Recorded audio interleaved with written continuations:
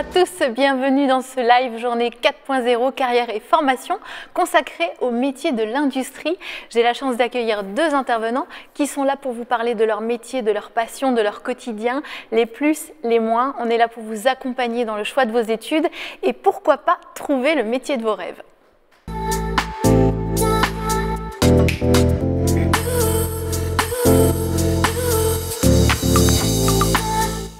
On va faire connaissance avec nos invités, vous pouvez enlever vos masques. Alors les intempéries font que nous avons perdu deux invités en route, ils sont bloqués à cause de la neige. Alexandre et Humian, on les salue et on est très bien accompagnés par Bertrand et Valérie qui vont vous parler de leur métier. Vous pourrez leur poser toutes vos questions en deuxième partie d'émission. Où ça? Mais c'est très simple, vous allez sur la page Facebook M2A, nos modérateurs sont déjà là pour prendre vos questions. N'hésitez pas, on est vraiment là pour vous accompagner. Alors Valérie, bonjour, vous êtes directrice industrielle. Après une carrière dans l'aéronautique, vous découvrez le monde de l'industrie et aujourd'hui vous avez surtout envie de tordre le cou aux idées reçues de ce monde de l'industrie. Tout à fait, merci pour cette introduction. Effectivement, aujourd'hui, dans l'imaginaire collectif et surtout dans la tête des jeunes, l'industrie ou l'usine, c'est encore quelque chose de contraignant, de sale, de dangereux, et c'est pas forcément une image très attractive. Ce qui fait que, effectivement, on a souvent encore aujourd'hui des difficultés de recrutement parce que pas suffisamment de candidats. Donc là, c'est une première idée reçue et en corollaire de cette idée, évidemment, c'est que ce n'est pas un monde fait pour les femmes, qu'elles vont avoir des difficultés à s'imposer, que les métiers ne sont pas attractifs, voire ne sont pas compatibles d'une vie familiale, ce qui est loin d'être vrai si on compare ça à des métiers qui sont finalement plus souvent exercés par des femmes, notamment dans les métiers de la santé, où on va trouver des astreintes qui finalement rendent également les choses souvent compliquées. Donc toutes ces idées reçues, je pense qu'il faut effectivement les évacuer pour pouvoir embrasser de très belles carrières dans ce milieu industriel. Voilà, et vous allez partager avec nous votre très belle expérience. À vos côtés, c'est Bertrand, qui est ingénieur de production dans une entreprise de chimie. Alors vous aussi, vous aviez envie de montrer une autre image de cette industrie de la chimie. On est loin de l'apprenti chimiste qui joue avec ses éprouvettes. Tout jeune, vous rêviez d'être un bâtisseur, de diriger des personnes, et vous découvrez le monde de la chimie, et là c'est le déclic. Tout à fait, merci Caroline. Oui, quand j'étais petit, moi j'étais assez passionné de Lego, j'ai passé beaucoup d'heures à jouer avec ça. Et le déclic, ça a été lors d'une visite d'une usine chimique, lors de journées portes ouvertes, où j'ai eu la chance de me rendre compte de cette industrie, de cette complexité. On est très très loin quand on travaille dans la chimie des petites éprouvettes avec les petits mélanges de couleurs qui moussent, qui sont jolis. On travaille avec des très grands équipements, avec des réacteurs, avec des colonnes de distillation qui font plusieurs dizaines de mètres de hauteur. Et c'est effectivement un métier passionnant. Voilà, vous voyez les étoiles qui brillent dans leurs yeux et vous avez sans doute plein de questions à leur poser. C'est possible, rendez-vous sur la page Facebook M2A.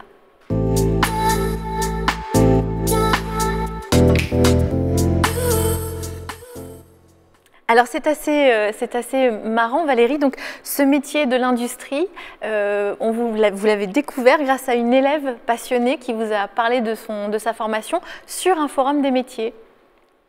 Oui, alors évidemment un forum des métiers qui n'était pas tout à fait sous la forme de celle d'aujourd'hui, puisque déjà c'était il y a 25 ans, donc c'était un forum organisé par mon lycée à l'époque. Elle vous a montré une photo de fusée. Voilà. Alors en fait, c'était une jeune femme. Alors c'était une femme, donc ça m'avait interpellée, et elle présentait une école d'ingénieurs généralistes. Autour d'elle, plusieurs photos, puisque une école généraliste, ça permet finalement d'aller vers différents secteurs. Là, en l'occurrence, dans l'industrie. Et derrière elle, il y avait, pour illustrer cette école et ses options possibles, une photo d'une fusée. Et cette photo, j'avais trouvé ça tellement beau, magique, relié à tout un tas de choses dans l'imaginaire merveilleux de l'espace, la conquête de la Lune, etc. Et je m'étais dit, waouh, on peut arriver à faire des métiers dans ce domaine. Et donc j'avais creusé le sujet et je dirais que cette image ne m'a m'a pas quittée puisque je suis rentrée effectivement dans cette école et dès la fin de mes études, j'ai intégré une entreprise qui avait des activités dans le domaine du spatial et j'ai eu très rapidement l'occasion de travailler donc sur ce programme Ariane et d'aller plusieurs fois à Kourou où j'ai pu assister à des lancements donc au cœur de l'action. Qu'est-ce que vous avez comme souvenir de ces années dans l'aéronautique? Ça doit être incroyable. Alors c'est effectivement des choses qui, j'en parle avec passion, mais même surtout aussi avec émotion, puisque ce sont enfin des expériences de pouvoir participer, apporter sa petite graine, sa petite pièce à cet édifice monstrueux pour arriver à des constructions de fusées, des lancements. J'ai eu également l'occasion de travailler sur le programme Airbus de l'A380. Ce sont tous des programmes emblématiques et je dirais évidemment ça rassemble des milliers d'ingénieurs techniciens, mais de se dire qu'on fait partie de cette chaîne, déjà ça voilà, c'est une très grande fierté et évidemment lorsqu'on peut en plus assister en direct au lancement d'une fusée, voire même voilà, au décollage à Toulouse du premier A380 lorsqu'il s'élance de la piste, j'en ai à chaque fois eu les larmes aux yeux. Mais nous aussi on sent l'émotion. Concrètement, qu'est-ce que vous faisiez dans ces années-là? Expliquez-nous. Alors, en tant qu'ingénieur, je suis rentrée d'abord sur un poste d'ingénieur d'études. Donc là, on n'est plus sur des travaux, je dirais, à l'intérieur dans des bureaux de conception, de réflexion. Ensuite, j'ai occupé plutôt des postes d'ingénieur test et validation. Donc là, voilà, tous ces systèmes, sur ces programmes quand même durent plusieurs années. Donc il faut les concevoir, ensuite les tester dans toutes les situations possibles pour vérifier que le jour J, tout ça va bien se passer, donc test et validation. Ensuite, j'ai occupé des postes de chef de projet sur différents projets sur ces programmes. Donc là, il y a également la partie effectivement encadrement, organisation, au-delà de la partie vraiment technique. Et puis ensuite, j'ai été également responsable de sites de maintenance, ce qui a fait que j'ai passé plusieurs années en fait sur la base spatiale à Kourou, à encadrer des équipes qui assuraient donc la mise en service et le maintien en condition de ce qu'on appelle les systèmes de contrôle et de commande qui permettent en fait de remplir et de faire toute la chronologie de lancement pour lancer la fusée Ariane et également le reste de la gamme lancée à Kourou, fusée Vega et lanceur Soyouz. Alors, on le disait, la formation est importante, elle est longue, il faut s'accrocher. Quelle qualité il faut avoir pour se lancer dans ces études? Oui, alors la formation est longue. Maintenant, il y a effectivement différentes façons d'y accéder. La voie dite, entre guillemets, encore aujourd'hui peut-être royale, ou en tout cas la plus naturelle, qui est de passer par une classe préparatoire et ensuite de faire des concours pour entrer dans des écoles d'ingénieurs. Il y a également des écoles qui proposent cette préparation intégrée, donc une école sur 5 ans, mais également possibilité d'y accéder en faisant d'abord un BTS, ou en tout cas des études plutôt courtes, de se laisser peut-être le temps de la réflexion et d'entamer ensuite une poursuite d'études pour devenir ingénieur. Tout ça peut bien évidemment également se faire en alternance, ce qui fait qu'on n'a pas non plus l'impression d'être 5 ans sur les bancs d'une école. Sur les bancs des écoles. On a plein de questions à poser à Valérie et surtout n'hésitez pas, elle commence à arriver, c'est possible sur la page Facebook M2A.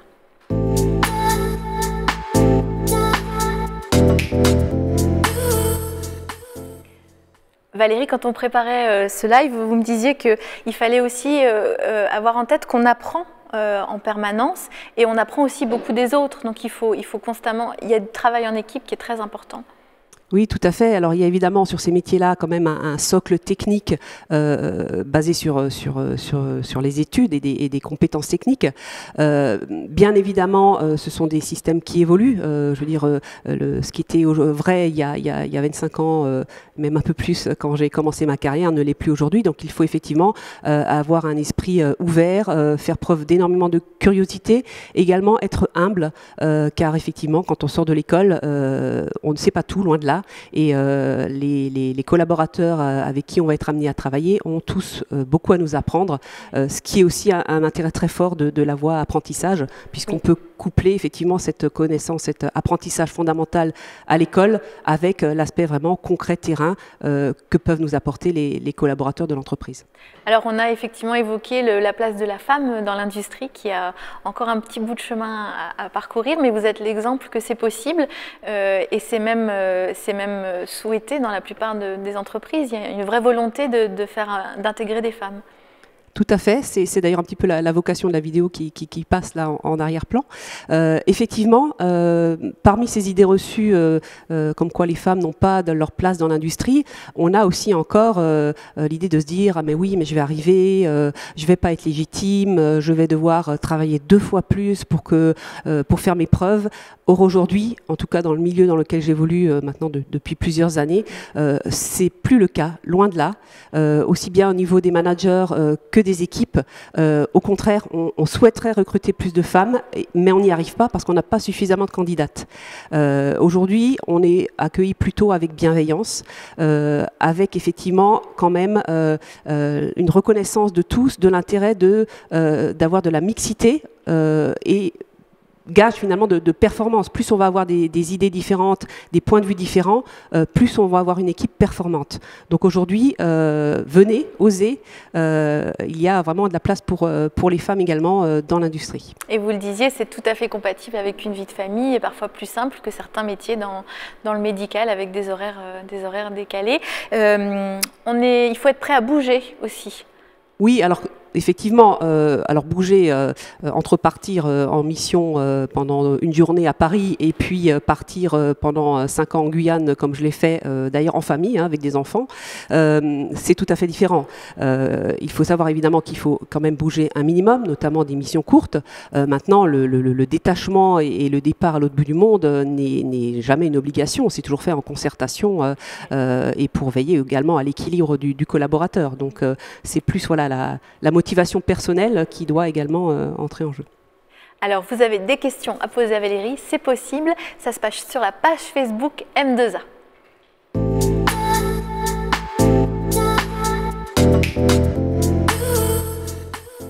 Bertrand, on va découvrir avec vous le monde merveilleux de la chimie. Donc vous êtes ingénieur de production dans une entreprise qui produit, qui fabrique l'acide adipique. En fait, vous allez vous servir de cet acide pour fabriquer notamment des pièces dans l'automobile, mais on en trouve aussi dans les bonbons. C'est assez marrant ce grand écart. Et alors, vous contrôlez chaque jour donc, des machines et des hommes qui pilotent ces machines. C'est le même produit que vous fabriquez et pourtant, il n'y a pas un jour qui ressemble à l'autre. Il n'y a pas de monotonie, malgré que ce soit le même produit. Tout à fait. On a une usine dans laquelle, Elsa Chimie à Chalampé, où on produit le même produit depuis plusieurs dizaines d'années, mais on est en permanence en recherche de performance. Et pour ce faire, on a besoin d'une grande palette de métiers autour de nous qui interviennent et qui nous permettent de progresser continuellement. Quand on n'avance plus, on a l'habitude de dire qu'on recule et c'est un problème au niveau de l'industrie. Donc on cherche en permanence à faire mieux. Et on dispose pour ça de plein de supports dans une usine, de gens qui vont travailler sur la sécurité, sur l'environnement, sur les conditions de travail, de gens qui vont travailler pour nous amener les matières premières dont on a besoin pour faire agir, et également pour sortir. Et par exemple, on a tout un réseau de trains dans l'usine qui nous permet de véhiculer les grandes quantités de produits dont on a besoin. Et ensuite, on a besoin de gens, effectivement, qui pilotent les procédés avec nous, parce qu'on parle bien de pilotage, comme pour les avions. On est très très précis. Des fois, on fait des réactions chimiques qu'on contrôle à 1 degré près. Et on a besoin de cette précision et de toute cette technicité pour réussir à avoir des procédés performants aujourd'hui. On voit les images de à quoi peut ressembler une usine de chimie aujourd'hui. On n'en a pas forcément toujours cette idée. Qu'est-ce qui vous fascine au quotidien finalement ? Ce qui me fascine au quotidien, c'est déjà, premièrement, l'intérêt premier, c'est qu'on a, comme le disait Valérie avant, on a un socle technique qui est important. On a besoin de technicité, de gens qui ont des compétences, des expertises. Ce qui me fascine, moi, toujours au quotidien, c'est de voir que moi, je ne suis pas, par exemple, pas un expert, pas un spécialiste, je suis quelqu'un qui est là pour faire travailler les gens ensemble. Et c'est finalement la somme de toutes les personnes, de toutes leurs compétences qui fait qu'on arrive à avoir une journée passionnante avec des débats sur des côtés techniques ou des côtés humains qui sont toujours différents et qui nous permettent chaque jour d'aller un peu plus loin, de progresser. Et c'est ça la richesse de ce métier aussi. Quel métier concret on peut exercer du coup quand on est passionné de chimie? Alors quand on est passionné en chimie et qu'on sort par exemple d'une école de chimie, on peut effectivement travailler, comme je l'ai déjà dit, dans la sécurité, dans l'environnement. C'est des métiers où on a besoin de progresser, on a toujours des projets pour aller plus loin, pour faire mieux.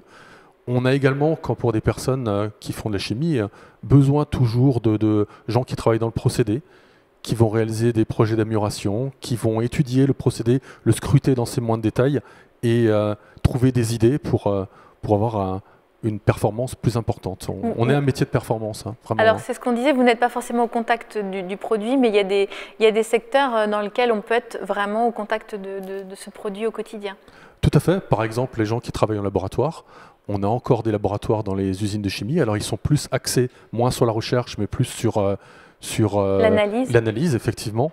Et donc, on a des opérateurs qui reçoivent des petits échantillons de produits, des techniciens en laboratoire, des ingénieurs en laboratoire, et qui sont là pour faire des petites réactions chimiques qui nous permettent derrière d'avoir des analyses, ou pour utiliser des machines avec une technicité, une précision très importante pour délivrer des analyses à la 4e virgule près et savoir où on en est dans le procédé. Un métier de précision. Vous avez des questions à poser à Bertrand sur ce domaine de la chimie, c'est possible sur la page Facebook M2A.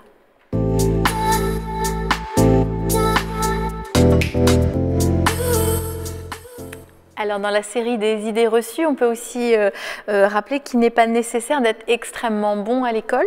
On peut dire combien vous avez eu au bac? On peut le dire, Bertrand? Ça va me suivre, ça. Donc il y a effectivement, on est rassuré quand on entend ce parcours. Vous n'étiez pas forcément bon en maths, un élève moyen, et pourtant la motivation fait que vous vous surpassez. Oui, alors je vais le dire tout de suite, comme ça sera fait. Effectivement, au bac, j'ai eu 5 en maths. Alors, c'est pas une gloire, hein. Je ne suis pas très fier, mais par contre, c'est vrai. Mais ça peut rassurer aussi. Oui, parce que voilà, j'étais pas forcément... J'étais un élève qui avait la moyenne. Hein. J'étais pas non plus j'avais quand même un peu plus que la moyenne. Mais j'ai pas fait, moi, à l'issue du bac, une classe préparatoire. Je suis allé en faculté pour commencer à étudier les sciences. Et j'ai eu la chance de pouvoir faire les concours d'admission parallèle et puis après d'intégrer une école d'ingénieur. Mais finalement... moi, ma leçon, c'est que c'est pas forcément les notes qui font qu'on peut atteindre un certain métier, c'est surtout à un moment donné l'objectif qu'on a envie d'atteindre, la volonté et le travail qu'on met derrière qui permet d'atteindre cet objectif. Moi, c'est vrai que j'ai dû travailler pas mal après le bac pour réussir à intégrer une école d'ingénieur et c'est pour moi un sujet de fierté sur ce point-là. Et c'est tout à votre honneur. Alors, il y a aussi cette notion d'apprendre à diriger, puisque c'est quand même votre quotidien, et ça, vous l'avez dit, c'est pas forcément à l'école qu'on l'apprend. C'est important d'avoir des activités en parallèle dans les associations. Vous étiez très actif, ouais. Oui, c'est vrai. Moi, j'ai toujours eu envie de m'investir et puis de prendre des responsabilités. C'est quelque chose que j'ai ancré en moi depuis tout jeune. L'opportunité, ça a été quand j'ai fait mes études de pouvoir m'intégrer dans des associations étudiantes, de développer des projets. On apprend plein de choses quand on est dans une association. On apprend à gérer un budget, on apprend à construire un événement, on apprend à le gérer le jour J. Par exemple, quand j'étais à la faculté, parce que j'étais à Mulhouse, oui. J'étais à l'université de Mulhouse, le grand sujet, c'était à l'époque le bizutage. Il fallait faire en sorte qu'il n'y ait plus de bizutage, c'était dangereux et c'était plus acceptable, et c'est tout à fait compréhensible. On avait décidé de supprimer généralement le bizutage de manière volontaire de la part des étudiants et de remplacer ça par des tournois sportifs, par des soirées étudiantes. Alors quand on est 50, c'est pas grand-chose, mais là on était 3000, quoi. Donc un événement sur plusieurs jours pour 3000 personnes, c'était un joli projet et j'ai appris autant, je pense, là que durant mes études, quoi. Alors on le sait, il y a un rythme de travail puisque la production ne s'arrête jamais. Il y a des postes où le rythme est compliqué, mais il y a aussi des contreparties, hein, forcément, quand on travaille de jour et de nuit, il y a des rémunérations en fonction aussi. Alors c'est vrai qu'une usine, c'est un domaine bouillant qui ne s'arrête jamais. On tourne toute l'année, 7 jours sur 7, à Noël aussi, hein.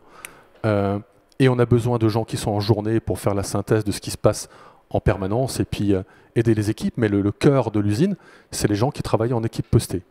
Donc c'est une alternance de postes de matin, d'après-midi, de nuit. Les équipes se relayent et sont en permanence là. C'est eux les vrais pilotes. Et c'est là aujourd'hui qu'est la vraie performance. Aujourd'hui, on a une usine qui fonctionne bien et des usines qui fonctionnent bien. Je pense que pour Valérie, c'est la même chose parce qu'on a des équipes très performantes avec un haut degré de formation. Alors c'est vrai que c'est une contrainte dans l'organisation parce que ces gens ont un rythme décalé par rapport aux gens en journée, mais ils ont un peu plus de jours de repos entre les cycles et puis ils ont une compensation effectivement au niveau salaire qui permet de rendre aussi un côté attractif sur ce point-là. Si on est motivé. Et donc, il y a de l'activité. On est vraiment dans un secteur très foisonnant. L'Alsace, la proximité avec la Suisse, vous recrutez beaucoup? Alors effectivement, c'est un domaine qui est très dynamique. Comme je l'ai dit avant, il faut toujours garder une marge d'avance par rapport à nos concurrents pour être efficace, opérationnel dans le temps. Et on a plein de projets qui se développent. Et donc, de ce fait-là, on a besoin en permanence de compétences. On cherche sans arrêt des gens en production. Nous-mêmes, on forme nos propres personnes. On a un parcours en alternance au sein de nos usines à Alsace Chimie qui nous permet sur 18 mois de former à nos métiers les gens et les intégrer après dans nos équipes. On va en parler justement. On va en parler. Alors, vous avez des questions à poser à Bertrand, vous avez des questions à poser à Valérie. Eh bien, très bonne nouvelle, c'est le moment, on va y répondre.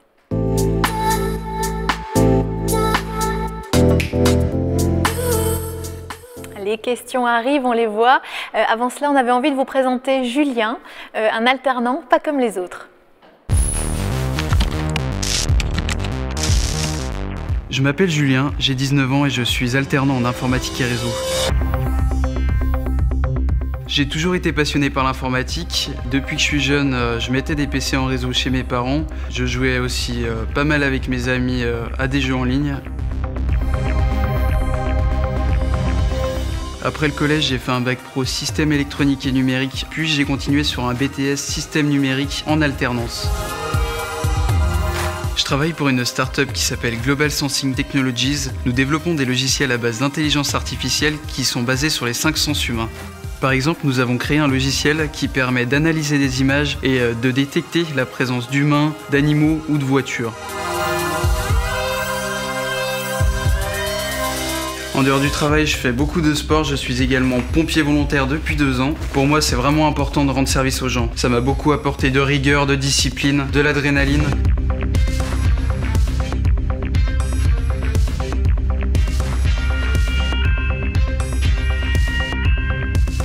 Ça a été impératif pour mon tuteur que je sois en alternance parce qu'il est lui-même passé par l'apprentissage. Ce qui est important pour moi, c'est aussi que mon entreprise adapte mes projets à ce que je fais au pôle formation. Mon projet après le BTS, c'est de continuer en master développement informatique, toujours en alternance. Je m'appelle Julien, j'ai 19 ans et pour moi l'alternance, c'est la meilleure façon d'apprendre mon métier. Fabrique ton avenir. Choisis l'alternance dans l'industrie avec le pôle formation UIMM. Et voilà, et comme beaucoup de métiers, l'alternance c'est encore une solution incroyable. Alors les questions sont arrivées, on va voir pour qui sera la première. Quelles études avez-vous faites pour accéder à l'aéronautique ? Alors, je suppose que la question s'adresse à moi. Valérie.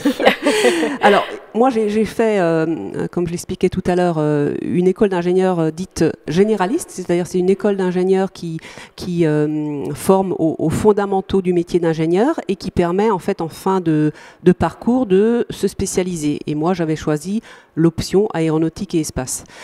Cela étant dit, dans l'aéronautique ou le spatial, il y a tous les métiers, c'est-à-dire qu'on peut très bien faire une formation spécifique en maintenance, pour faire de la maintenance aéronautique par exemple.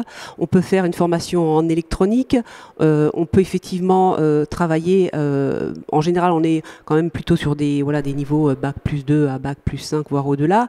Cela étant dit, il y a également des personnes qui vont participer plutôt sur la chaîne de fabrication, au montage des équipements, et donc on a aussi des compagnons comme on les appelle. Donc il y a vraiment, je dirais, toutes les filières finalement, évidemment, si vous faites des études de psychologie, ça va être plus compliqué, bien que Airbus a certainement également des psychologues, mais pour les métiers techniques, je dirais que quelle que soit la voie que vous choisissez, l'informatique industrielle, l'électrotechnique, voilà, tous ces équipements se retrouvent de toute façon un peu partout dans l'industrie. Donc après, ça va plus être effectivement lors de votre recherche de stage ou d'emploi que vous allez pouvoir intégrer l'une ou l'autre des filières qui vous intéressent. Merci Valérie. Alors, pour qui est la question suivante? Peut-on facilement trouver un emploi dans l'industrie? Je peux répondre les deux. Je pense qu'on est prêt à y répondre. On peut y répondre un peu tous les deux. oui, on peut trouver facilement un domaine, un métier dans l'industrie et puis un emploi dans l'industrie. On a beaucoup d'offres d'emploi en permanence parce qu'on recherche des compétences et c'est très facile de postuler soit directement sur les sites des entreprises concernées. On peut se renseigner aussi au niveau des branches chimie, France Chimie, ce genre de choses pour ce qui concerne mon industrie. Après, il y a tous les cycles classiques Pôle emploi et il ne faut pas oublier non plus, comme je l'ai dit avant, c'est toutes ces formations en alternance qui sont également une très bonne façon d'intégrer une industrie comme la nôtre où il n'y a pas besoin de diplôme pour venir, il faut juste avoir vraiment envie. Et nous, ce qu'on recherche, c'est des gens qui ont envie d'avancer, de progresser et on est tout à fait prêt à les aider et c'est notre but. C'est pour la chimie, pour l'industrie, c'est pareil. Je vais compléter tes propos. Effectivement, on parlait tout à l'heure d'idées reçues. Une des idées reçues, c'est de se dire, la France, il n'y a plus d'industrie. C'est fini, tout est délocalisé. C'est absolument faux. La valeur ajoutée reste toujours en France. Le tissu industriel est extrêmement important. Il y a également beaucoup d'actions, je dirais, gouvernementales au travers de la French Fab, par exemple, qui essayent de dynamiser l'industrie globalement sur le territoire. Donc oui, il y a de l'emploi. Oui, nous également, nous avons plusieurs centaines de postes ouverts tous les ans et plutôt de la difficulté à recruter. Donc c'est un gisement important d'emploi et encore pour plusieurs années, très, très certainement. Voilà, il faut vous lancer. Question suivante, quel conseil aux femmes pour être ingénieures ? Valérie. Donc là, j'imagine aussi que c'est pour moi. Alors, le conseil, c'est oser. Voilà, débarrassez-vous de ces fameuses idées reçues, des réactions que peuvent susciter vos choix. Aujourd'hui, il faut quand même savoir qu'il y a 30% de femmes dans les écoles d'ingénieurs, donc vous ne serez pas seul, loin de là. Bien que certaines filières, effectivement, construction aéronautique, vous allez en trouver certainement beaucoup moins, mais il y en a. Voilà, vous ne serez pas seul. Osez et aujourd'hui, voilà, clairement dans les écoles, dans les filières d'études et dans l'entreprise, le fait d'avoir des équipes mixtes voilà, est gage de performance et permet aussi d'avoir une collaboration constructive, des relations sociales de groupe intéressantes et stimulantes. Donc voilà, il n'y a aucune raison. Les femmes ont vraiment toutes les capacités et les qualités requises pour réussir dans ces métiers. Quelles sont justement les qualités qu'il faut, homme ou femme, finalement ? Oui, alors il faut quand même, voilà, pour moi, être curieux, voilà, je disais oser, c'est-à-dire ne pas avoir peur finalement de se dire c'est pas pour moi. Souvent, finalement, on s'auto-censure. Et souvent plus les femmes que les hommes en se disant voilà on disait je ne suis pas assez bon en maths et puis je suis une femme, je vais avoir des enfants, je ne pourrai pas travailler dans ce milieu. Voilà, il faut vraiment s'intéresser aussi finalement au sujet. Aujourd'hui vous avez la chance, contrairement il y a 25-30 ans, la chance d'avoir via internet énormément de supports, de vidéos, de sources d'informations qui peuvent vous permettre de découvrir ces métiers. Et puis après effectivement rester humble, à l'écoute, curieux, se renouveler également, puisque ce sont pas des métiers figés, c'est-à-dire que vous allez être amené tout au long de votre carrière à vous remettre en question, à apprendre de nouvelles choses, de nouvelles technologies, à changer peut-être de filière. Donc vraiment avoir cet esprit d'ouverture pour pouvoir en fait avoir une carrière intéressante. Moi, je dirais la même chose dans la chimie. On recrute de plus en plus de femmes et on voit dans les formations DUT, Bac Pro, qu'il y a de plus en plus de femmes aujourd'hui qui s'inscrivent.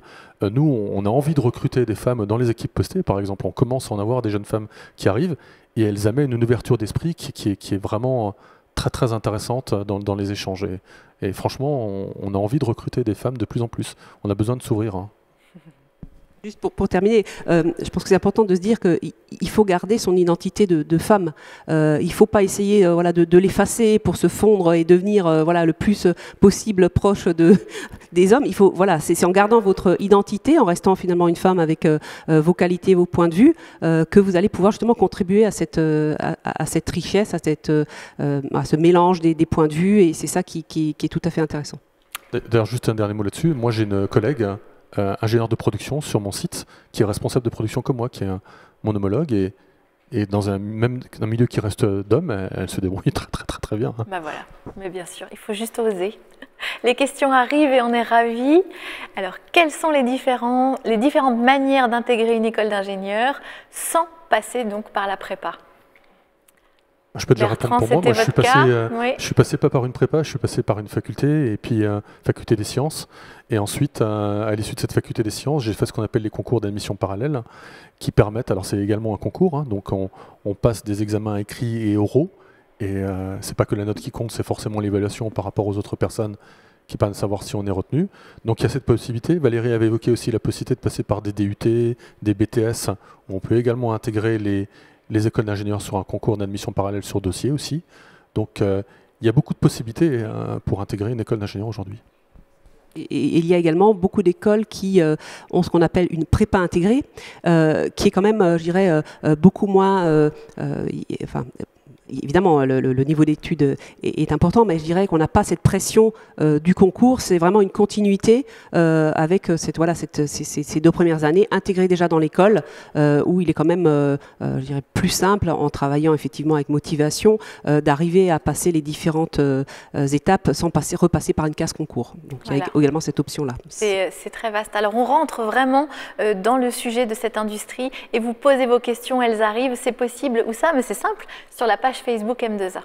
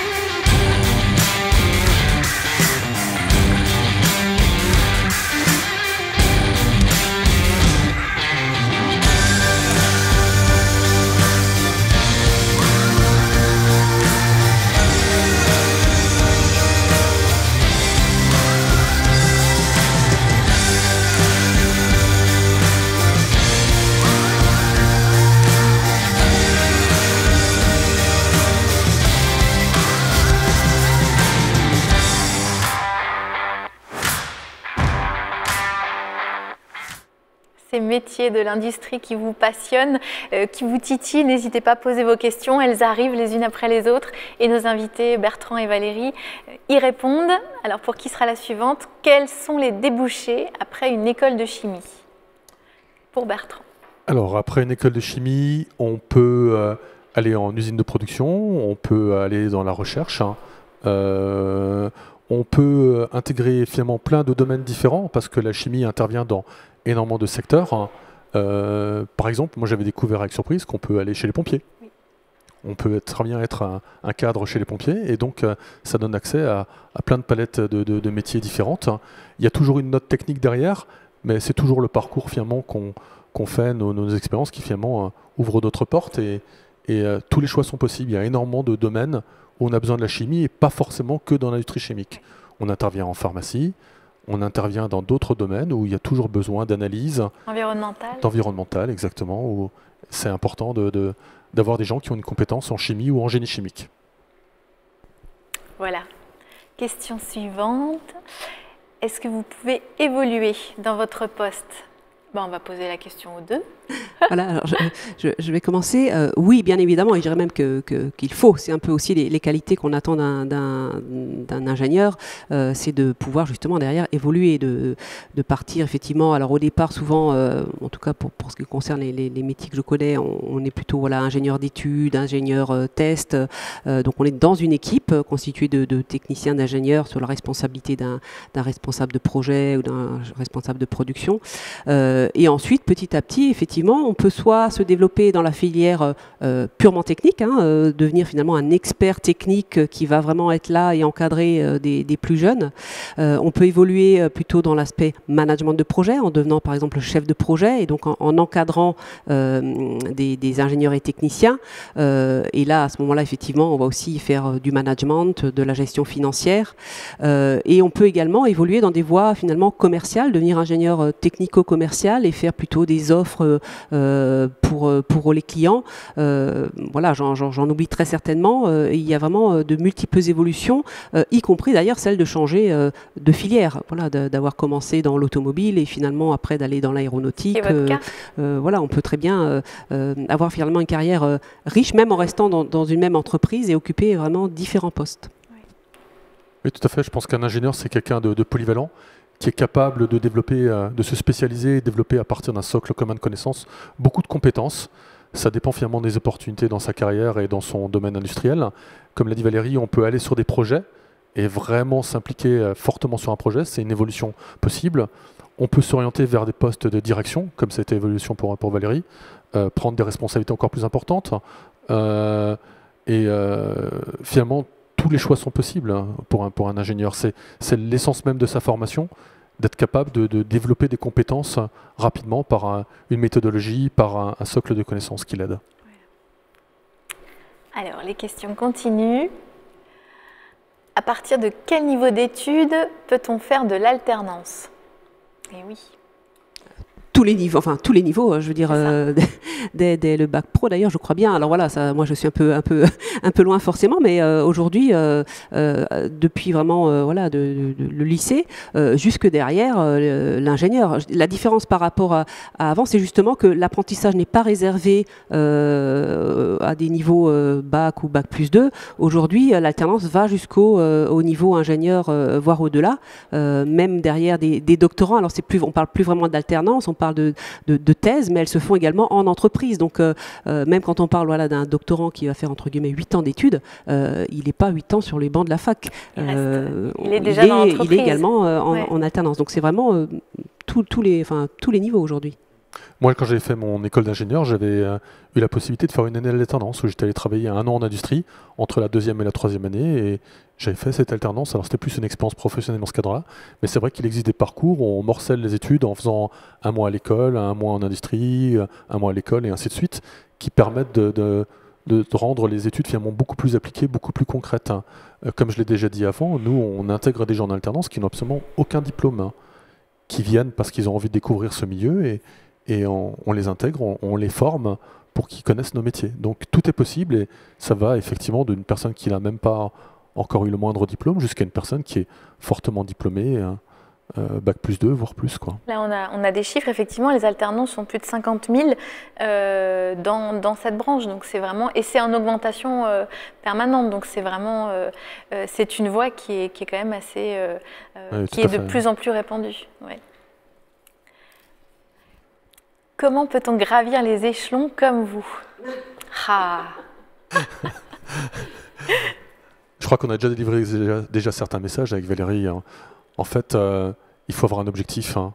Il faut avoir une certaine forme d'ambition. Alors, c'est pas un gros mot d'avoir de l'ambition. C'est d'avoir la volonté de faire les choses bien, d'être intéressé. Je pense qu'aujourd'hui, pour pouvoir évoluer, il faut être quelqu'un de très humain. Un grand responsable que j'avais rencontré dans l'entreprise il y a quelques années m'a dit « Si on veut vraiment évoluer et progresser, il faut recevoir des retours de la part des gens, être à l'écoute de ce qu'ils vous disent. Souvent, ils vous apprennent beaucoup sur vous-même et vous montrent finalement les points que vous devez faire progresser pour être au niveau des attentes dans une entreprise. » Et je pense que la volonté, le travail, l'envie de bien faire, la rigueur, c'est des qualités essentielles. Oui, je rejoins tout à fait ce que tu dis. Effectivement, ouvrir également le champ des possibles. Se dire, pourquoi pas voilà, j'ai une proposition, à cet instant, je n'y avais jamais pensé. Ma première réaction, c'est de dire, ah ben non. Et finalement, se dire, mais pourquoi pas? Et quand on réfléchit avec ce pourquoi pas, finalement, on évacue tout ce qu'on imagine être des freins. Pour en faire des opportunités et effectivement souvent voilà être aussi, il y a quand même également je pense un petit peu de facteur chance malgré tout, d'avoir voilà être au bon moment, au bon endroit et puis avant tout voilà la passion, l'objectif. Il y a un proverbe aussi que j'aime beaucoup qui est de dire viser la lune, voilà dans le pire des cas vous atterrirez dans les étoiles, ce qui est quand même déjà pas mal. Voilà, moi je pense vraiment qu'il faut alors être quand même conscient effectivement voilà de ses points forts, de ses points faibles. Effectivement, être humble malgré tout et essayer de faire évoluer finalement ses faiblesses pour en faire devenir des forces. Voilà, ça permet de faire de belles carrières.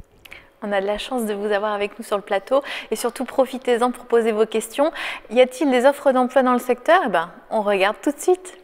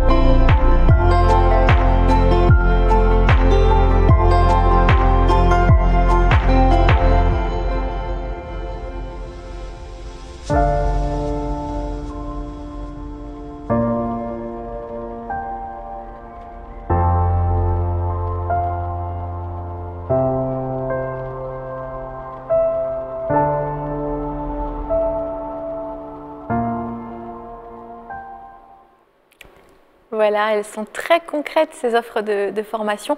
On l'a vu sur les cartes, on est quand même à cheval entre la région Alsace et les frontières. On va continuer à prendre vos questions, mais on est d'accord qu'il faut maîtriser l'anglais et l'allemand. Ça aide. Hein? Oui, alors, ouais. Pardon. L'anglais, c'est, je dirais, une évidence. C'est quelque chose où on ne devrait même plus avoir à se poser la question. Après, évidemment, lorsqu'on est dans notre région, l'allemand est un vrai plus, enfin je pense encore plus pour travailler dans le secteur de la chimie. Après, d'autres langues étrangères peuvent être appréciées. L'espagnol, par exemple, qui est très parlé dans le monde, peut également être une vraie carte à jouer. Très utilisé. De toute façon, l'industrie n'est plus un domaine local, hein. On est un marché global et on a toujours des clients, des acteurs au niveau international. Donc, comme l'a dit Valérie, l'anglais, c'est tout à fait indispensable aujourd'hui. Alors, les questions arrivent. Y a-t-il beaucoup de femmes techniciennes de labo? Alors ça, dans le domaine de la chimie. C'est dans la chimie. Alors, en laboratoire, effectivement, il y a beaucoup plus de femmes que dans d'autres métiers de la chimie. Technicienne de laboratoire, c'est effectivement un métier qui est très développé, avec beaucoup de demandes. Les qualités requises pour faire ce métier, c'est être très rigoureux, parce qu'on est dans un domaine de précision où il faut mesurer des échantillons, analyser en faisant des petites préparations, ou en utilisant des machines complexes qui font que on doit être rigoureux, on doit être précis, on doit être exigeant par rapport aux résultats, comprendre ce qui se passe, savoir si éventuellement on doit reprendre une analyse. Et surtout, il n'y a pas une analyse à faire, il y a des centaines d'analyses différentes, ce qui fait qu'on a finalement plein d'opérations. Il n'y a pas une routine, ce n'est pas un travail à la chaîne. On a vraiment à réfléchir spécifiquement par rapport à chaque produit ce qu'on doit faire et être précis dans son travail. Voilà. La réponse de Bertrand. Qu'est-ce qui vous plaît le plus dans votre métier? Voilà, on est parti pour 3 heures. Alors, je vais reprendre la parole.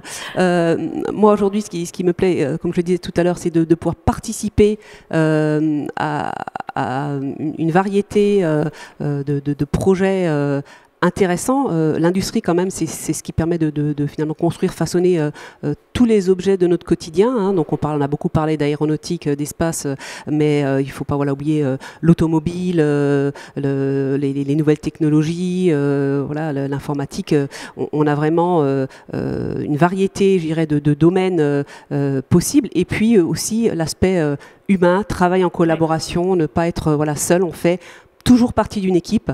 Ça permet d'avoir des interactions sociales. Même aujourd'hui, où on est beaucoup plus effectivement à distance, bien que quand même on continue à travailler dans les usines, notamment en présentiel. Mais même dans ces périodes où on fait du travail à distance, on est en permanence connecté en équipe virtuelle, en réunion, on garde le contact. Et cet aspect humain est extrêmement enrichissant. J'aurais un peu la même réponse. Moi, je pense qu'il y a deux points qui m'intéressent énormément dans mon travail. Premièrement, c'est le fait qu'on est énormément orienté résultat. On cherche à atteindre des objectifs et le second terme qui va avec, c'est le travail en équipe. On n'atteint aucun objectif sans avoir une équipe qui est performante. Et moi, ce que j'aime dans mon travail, c'est diriger ces équipes, essayer de tirer le meilleur possible de tout le monde en les mettant dans les meilleures conditions, avec les meilleures méthodes possibles.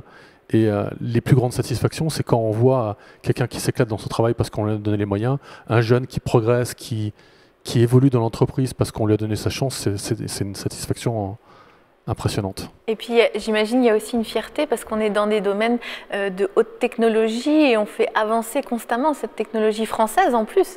Oui, c'est vrai, cette fierté, j'en parlais tout à l'heure effectivement. Et puis également la possibilité finalement, aujourd'hui on voit bien qu'on parle d'industrie du futur, on voit que tout s'accélère, on voit que la nouvelle technologie pénètre totalement tous les domaines de l'industrie et donc on est sans arrêt tiré vers le haut finalement avec la possibilité de travailler sur des sujets innovants, des sujets d'avenir, ce qui rajoute une motivation complémentaire. Y a-t-il des offres d'emploi? On en a encore. Regardez.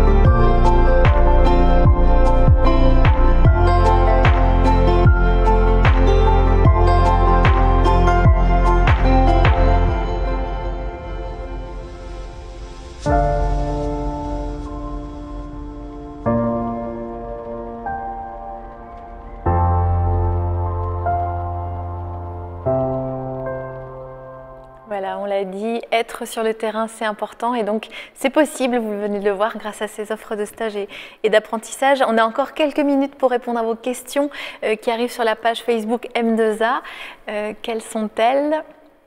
Alors, est-ce mieux de faire un diplôme en alternance ou à temps plein? Difficile de répondre à cette question. Je pense qu'il n'y en a pas forcément un qui est mieux que l'autre, bien que c'est vrai que l'apprentissage est quand même très largement plébiscité aujourd'hui.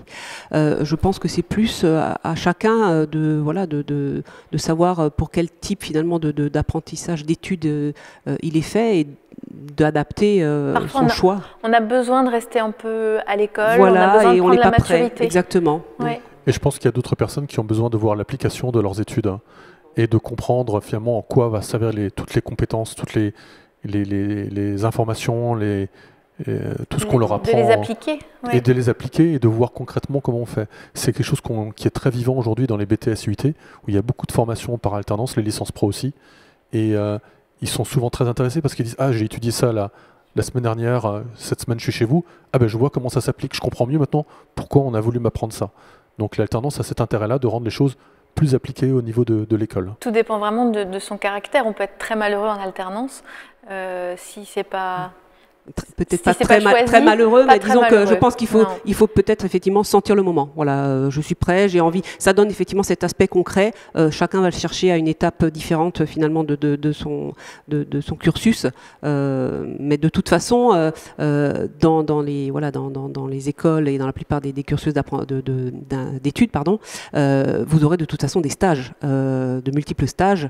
Évidemment, c'est beaucoup moins permanent, mais dans tous les cas, vous aurez forcément des aspects concrets du métier que vous apprenez. Voilà. Quelques questions encore. Le plus dur dans votre métier?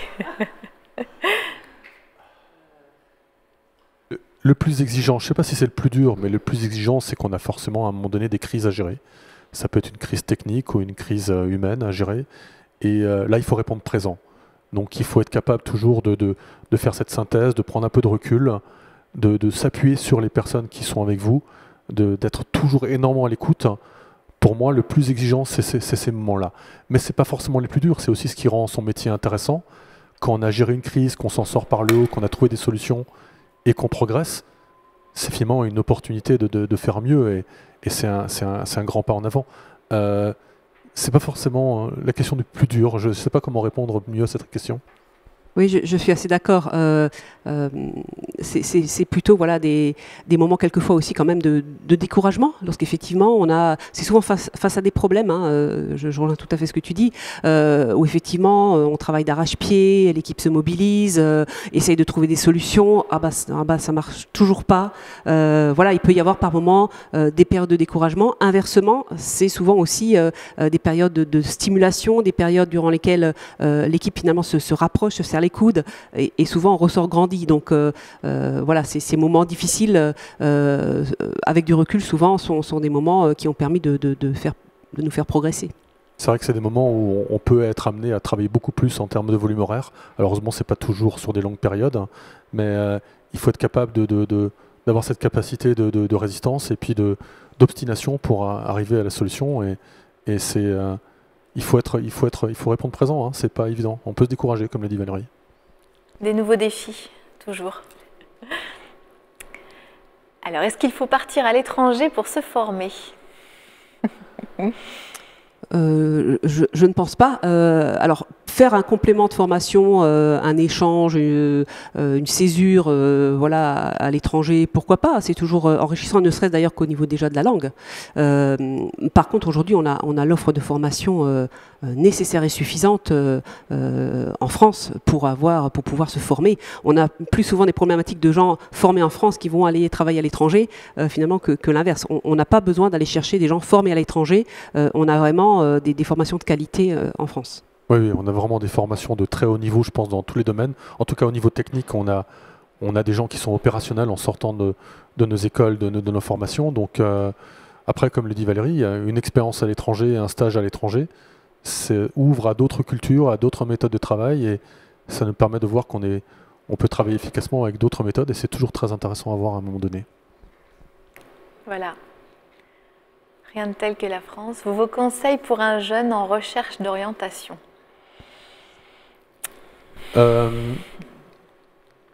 Soyez curieux, comme l'a dit déjà Valérie aussi. Soyez ouverts et ne vous basez pas forcément sur ce que vous pensez savoir faire. On a tous des qualités, des compétences. Je pense qu'au préalable, pour choisir votre orientation, excusez-moi, soyez curieux, renseignez-vous, allez discuter avec les personnes, les professionnels. Alors aujourd'hui est une opportunité, par exemple. J'espère que dans le futur, on aura à nouveau la possibilité d'avoir des salons où on est au contact direct et très prochainement. Mais renseignez-vous sur les sites et beaucoup d'informations sont disponibles sur Internet. Moi, quand je passe des entretiens, je suis toujours très étonné de voir les gens, bah oui, on a vu des tutos sur Internet, sur YouTube, de vos métiers, et ils en savent, ils ont une quantité d'informations qui est impressionnante. Donc, renseignez-vous. Faites l'effort, faites les démarches d'aller voir sur Internet. Tout est disponible, et je pense que vous accrocherez sur certains points qui vous correspondent. Oui, j'ai pas grand-chose à rajouter. Je pense que tu as tout dit.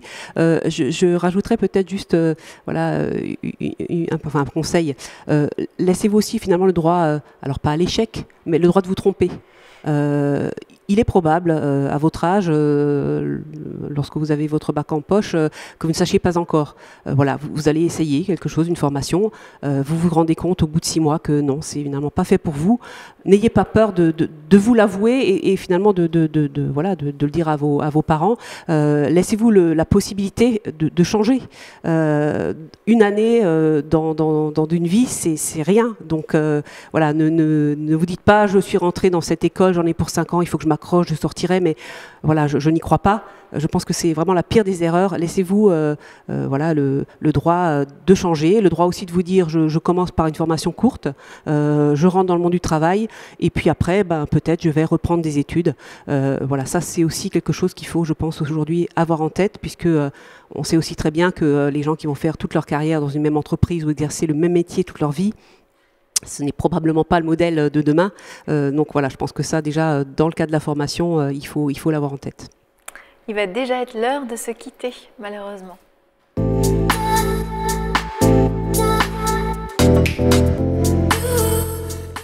Alors, je vous remercie vraiment sincèrement tous les deux d'être venus sur ce plateau. Vous en êtes très bien sortis. On avait plein de choses à raconter. Merci à vous d'avoir été aussi nombreux. Merci pour vos questions. Merci à tous nos partenaires. Et alors, bonne nouvelle, ce live, vous allez pouvoir le retrouver sur le site de M2A en vidéo à la demande. Et vous allez pouvoir continuer à poser vos questions. On est vraiment là pour vous accompagner dans ce choix compliqué des études. Mais effectivement, nos invités l'ont dit. Je crois que le plus important, c'est de prendre du plaisir, que ce soit dans vos études, dans votre travail, et n'ayez pas peur de vous tromper. L'essentiel, c'est de s'en servir pour avancer. Bonne route, prenez soin de vous. Salut.